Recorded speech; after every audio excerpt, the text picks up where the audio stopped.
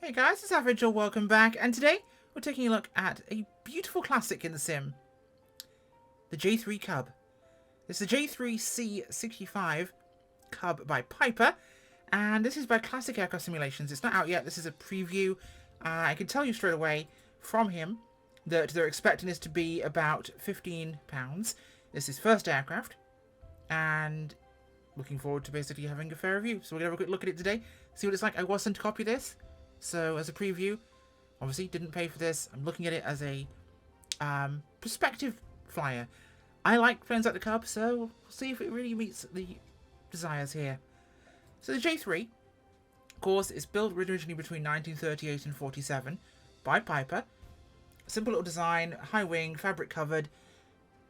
It's compared on the Wikipedia page to the Ford Model T in terms of its, origins of aviation type story, simplicity.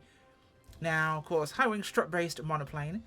According to this, it has nearly 20,000 US built, with 150 in Canada and a bunch of gliders.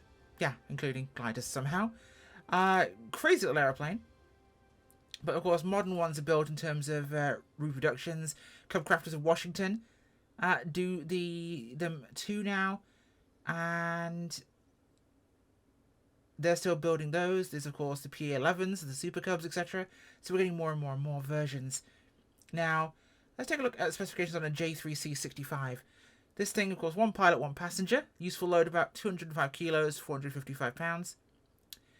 She has a Continental A65-8 air-cooled, horizontally opposed, four-cylinder, 65 horsepower engine, hence the 6.5. Maximum speed is a whopping 140 kilometers an hour. I use that number because it's the biggest one. It means 76 knots. Or cruise speed of 65 knots. Stall speed of 33, so very slow. Range, just under 200 nautical miles. Service ceiling's about 11,000 feet.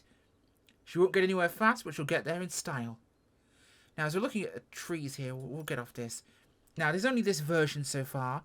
There is not, well, the liveries right now. There are a couple. There's a black and there's a red, I should say. I'll show you those here. Now, it's iconic. We all know what the Cub looks like, and of course, we have A2A's one as a benchmark to really look at. It's a big ask to compare. But I actually think externally it's not bad at all. The details there in what is essentially a very simple aircraft. The wooden prop has a lot of nice detail on it. The little Piper logos. If we go inside the cowling, the engine's all in there. We have got wheel pants, but those can be removed. I'll show you that in a second. The fabric covered parts do look actually fabric covered, and the doped strips there over the joints. That looks pretty authentic actually. Little brackets and mounts. Again, the kind of stitching on the wings looks pretty authentic. You can see the seams there.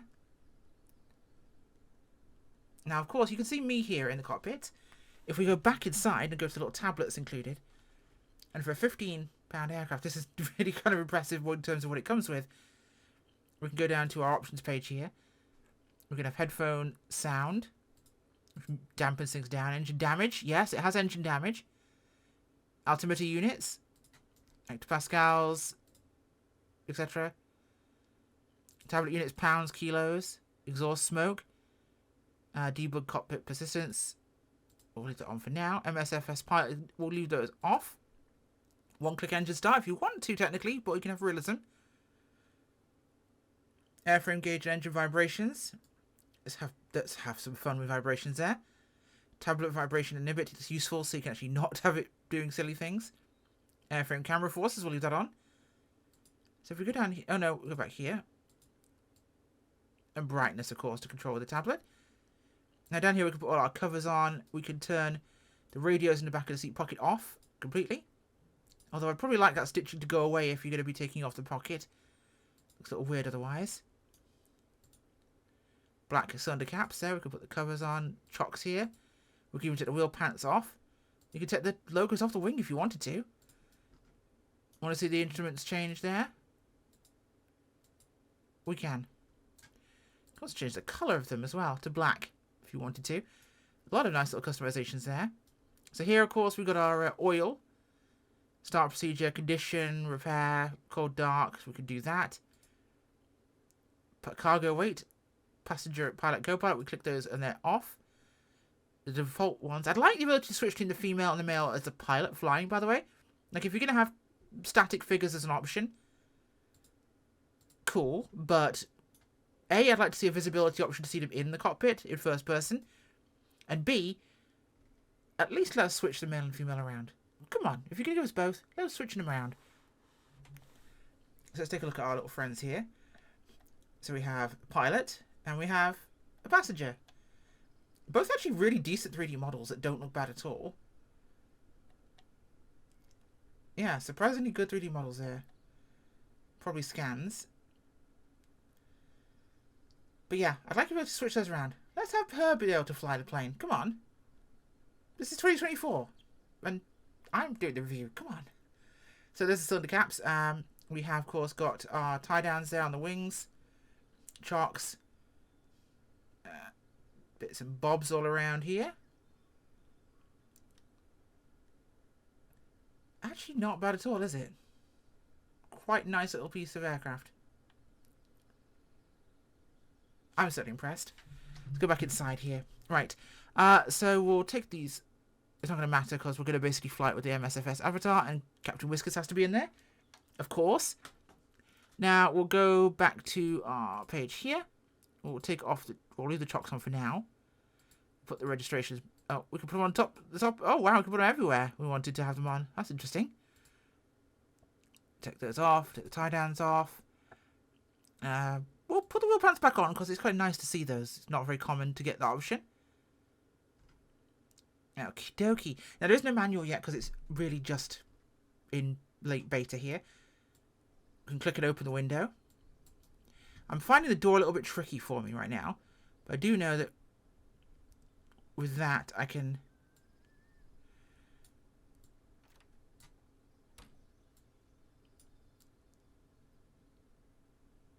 it's tricky and I'm struggling a little bit.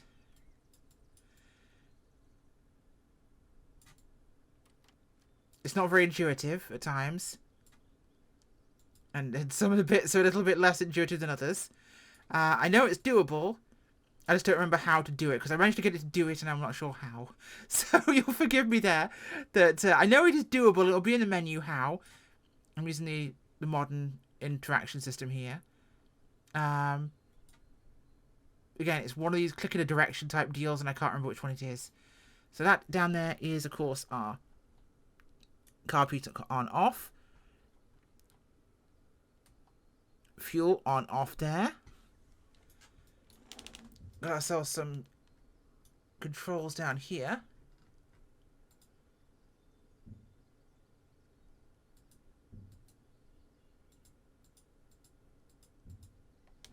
I think I turned these on. Oh no, we did that. There we go.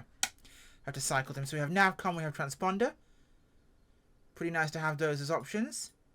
And we have our transponder functions down here. Useful to have those. And headphones. Ah, that is very nice. I like that. Ah.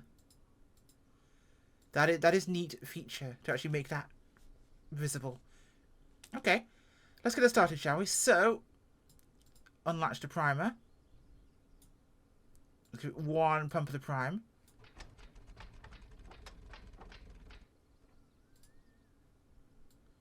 So you pull that out. Well, 1, 2, 3, 4. That needs to be actually on, doesn't it?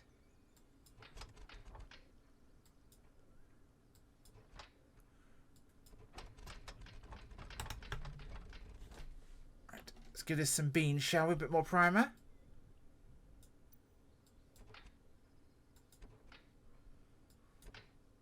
What have I done to the engine? Have I made it work? Flooded. I've flooded the engine. So that actually does work. So we'll repair the engine. Cold and dark. So fuel is on there. See if I can do it properly, shall we?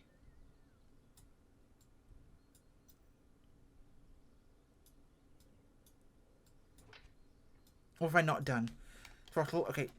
mixture. That's the MSFS issue of me having not had that cycled. Am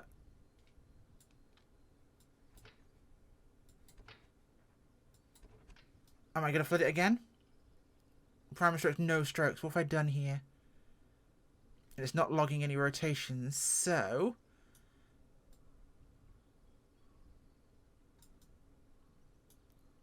Primary strokes, 1 stroke. Oh.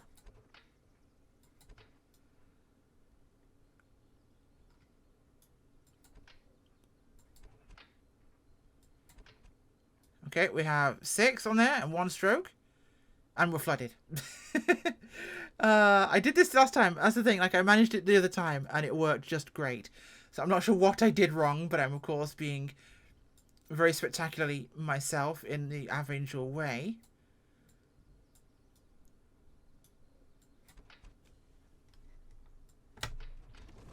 Hey! There we go!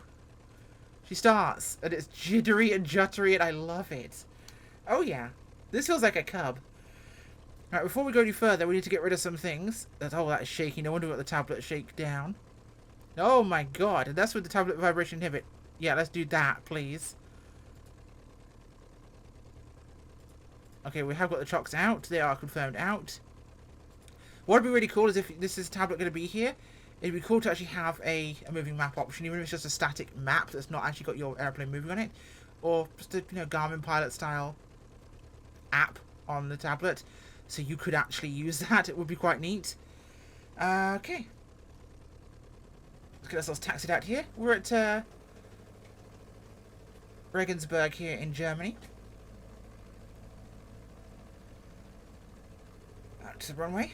We don't need a turn. In fact, we'll just turn around here. We've got plenty of room to work with. Let's make sure we don't ground loop this old girl, because this is a thing that could happen with planes like this. Okay. Alright, let's get going, shall we? No, she's a little bit tail happy, the Cub, so... Try and keep her center line. And we're up and away. And it feels like I'm stick and rudder flying this aeroplane. It doesn't feel overly... Oh wow, I actually feel like I'm suddenly climbing up over the fields. There's something visceral about flying something this simple in aviation. I really wish I could work out how to do that, because I did it when I was quickly testing it beforehand, and I don't know what the hell I did.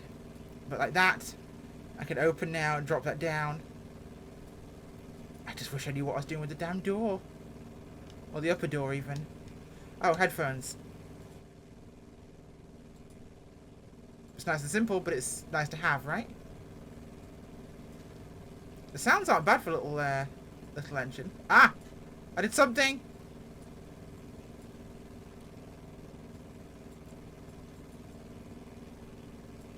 Okay, that's latched open now. Perfect. See, this is a very visceral little view. Something nice about this. We'll head south towards Regensburg. There is truly something very visceral about flying something like a Cub. It is so simple, so easy. Give it some trim there. And you're not going very fast at all, but it doesn't really matter, does it? It's about the enjoyment of the flight in an aircraft like this. Regensburg might be a bit far away for the time we have allotted for this video, so we'll just fly around here. I'd love to kind of fly a bit further down to Regensburg, pass by the Valhalla Memorial on the Danube, but I think it would be a little bit far away. It would take us a while here in the little J3, because that's it over there. And it could take us some time. It could take us some time. But no. Down here, very pretty part of the country. Lots of nice scenery to fly around. One of my favourite little GA airports around here. It's always good to see that kind of stuff.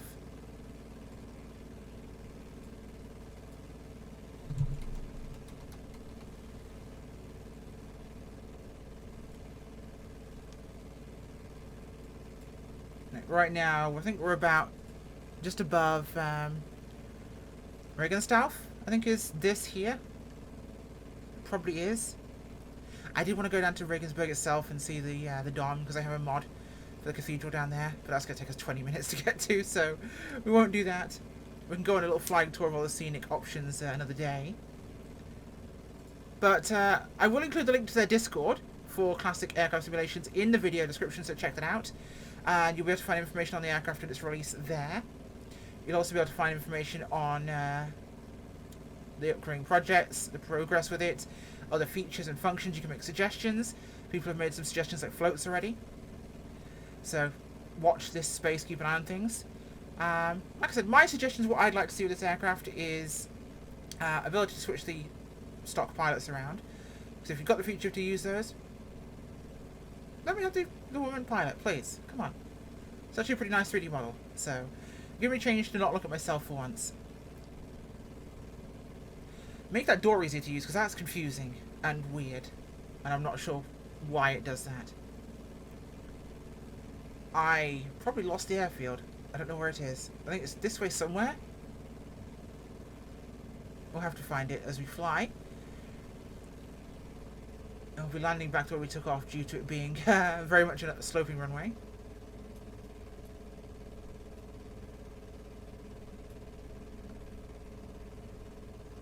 Is that a fuel selector over there? I forget what it is of the Cub. Again, no manual, working this out as we go. It's a Cub, it's not that complicated, we can manage.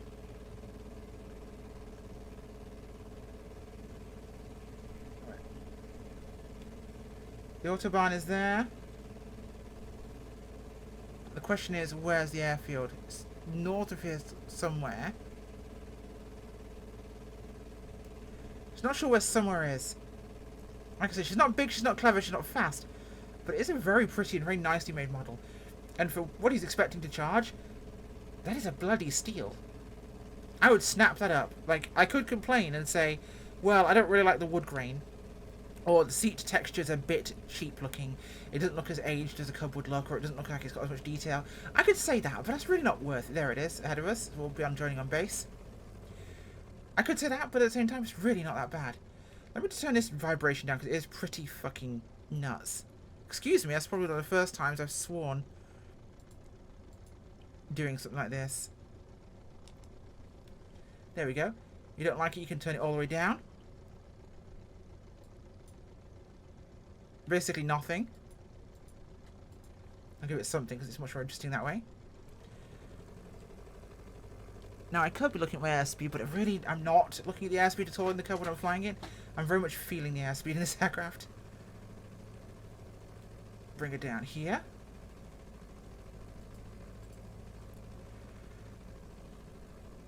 And we'll turn her in. I'm sitting just above 40 right now. Just remind myself, is that miles an hour? That's miles an hour. Pay attention to that, shall we? Because miles an hour, 38 is stall, whereas it's 33 knots. So I want to be very careful about hitting that 40 line. Okay, idling out the engine. We're pretty good for a glide slope here. We might be a bit high, so let's throw it sideways a little bit, shall we? Which in a Cub, a slip is nothing to a Cub. There is one other Cub on the market from the same developer, I believe, that brought us the interesting Kit Fox and the interesting C90. Big tyre, I think it was. It wasn't awful, wasn't great though. There is, of course, the L4 from Flight Replicas. But as an original J3, with every feature this thing has, this is incredibly nice. Incredibly nice. And for this price, yeah, this is something to have in your hangar and just keep forever. Because it's a classic. It's mushing pretty hard for us right now, which is good.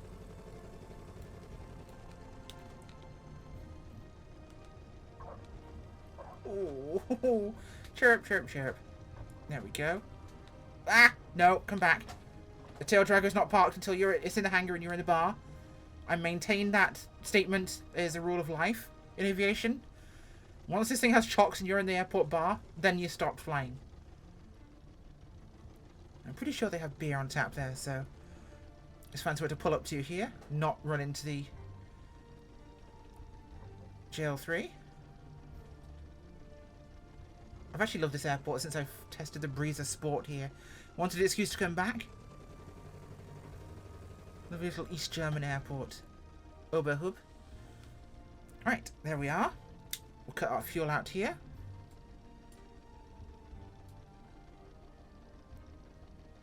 Are you planning to stop?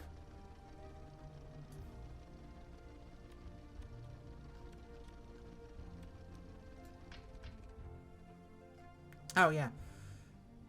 That's what that was. Magnetos. I'm an idiot. Anyway, moving on. Yes, so.